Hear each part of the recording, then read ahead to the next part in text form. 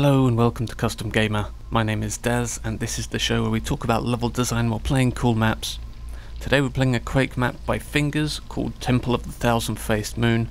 This is the first map that wouldn't fit in the title bar, so I had to shorten it. So Fingers has been an extremely busy level designer during his career. He's released over 100 maps for the Doom and Quake series, and in 1998 Doom World named him one of the greatest Doom mappers of all time, which is a pretty big accolade. Now, he's also released a series of 5 Quake single-player maps, including 2 texture sets. As you're seeing here, this is the IK Blue texture set, which was very well regarded in the Quake community. He also released a set called IK Base, which again is another extremely popular set.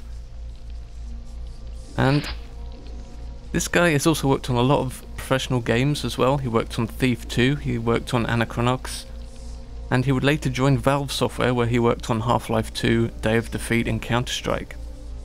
And I believe he's still at Valve to this day, so this guy has done extremely well for himself over the years, so congratulations if he ever sees this video. So this map was released in 1997, and it's very much a kind of a map for its time. It's at a time when Quake was still mainly kind of software rendered, and computer speed was most definitely an issue with level design at the time. And for the most part, this level kind of definitely segments itself into pieces which can't really see each other. They all connect into this main hub corridor that you're seeing here. Interestingly, all of these different corridors in the hub have no real markings on them, which is a little bit strange, as one of them is a gold key door. You'd expect to see some kind of runes on the walls denoting that a key is required for this door, but nope. Which is a bit strange, considering that most modern maps generally have pretty good signage with regard to this kind of stuff. Map progression for the most part is also extremely linear, in that although there is a hub area, you're only opening one door at a time and then walking back through the area on your way through. I suppose one thing we should really talk about before we get really into the map proper is that the texture set was extremely popular back in the day. Fingers himself actually released 3 different maps using this texture set, IK Blue, and there's been a lot of other Q1SP authors that have released maps in this style as well. If you enjoy it, you can search for IK Blue on Quadicted and it'll list all the maps with this set. There's been some very nice ones over the years. And considering there's only really, I would say maybe 10 textures maximum, just counting using my eyes here, there may be more, but considering the limited actual amount of textures, the map does look really nice. It's just clever use of brushwork to use detail, whereas a lot of Quake maps will rely on textures for detail, whereas here it's very geometry based, which is pretty rare considering the time frame the map was built in. Again, this is going back to 1997, and this is where map authors really had to worry about the render speeds of their maps, because high render speeds could really chug your frame rate back in the day. It's not really an issue anymore because, you know, modern day PCs are orders of magnitude more powerful than they were back then. But yeah, having a map with so much geometric detail in it was actually pretty rare back then. You've got all these kind of arched doorways and interesting geometric details, which a lot of maps just didn't really have at all. They more relied on textures for detail rather than brushwork like this. Even Fingers himself mentions that it was really tough getting the maps compiled because he hit so many limits with regards to geometry. It's also why the map has such a enclosed layout with lots of S-bends used to break visibility, just to get the map to run well.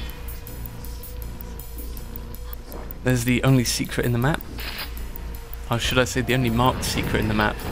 There is actually a grenade launcher secret hidden in a pool of water, but for the life of me I can't figure out how to open it. There's 2 secret doors at either end of this secret corridor housing a grenade launcher, and I swear I've searched every single pixel on this map and I cannot find out how to open it. I've looked for hours and hours, but I just gave up in the end. I'm sure there's a hidden button somewhere. That's what people seem to be saying, but hell, I can find it.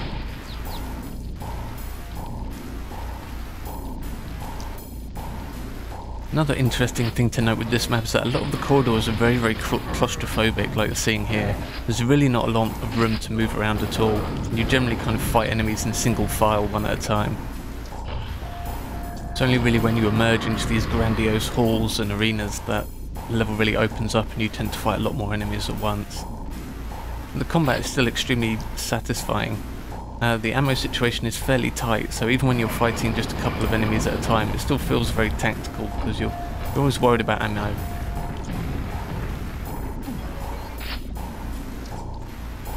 Now we're coming back through the hub here. And generally, while there's no wall markings like I mentioned earlier, you're generally kind of led around by just a trail of new enemies in your way. So for instance here we had the Shambler in the doorway here, which just naturally leads the player to come in this direction.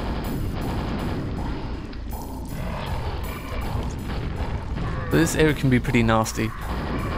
Unfortunately, Quake's Fiend AI isn't the best in the world, so generally the Fiends and a lot of enemies tend to get stuck on doorways in this map, which you can exploit to your advantage. I imagine if this door locked behind you, which would feel extremely poor, but if it did that, this arena would be really, really nasty with all those Fiends.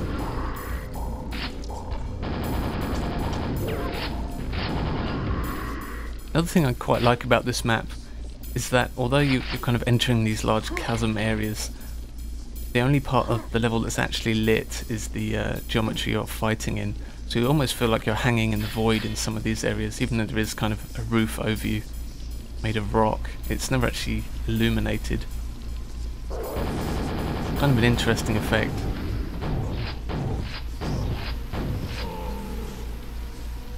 So again, we've got enemies leading us where we need to go next.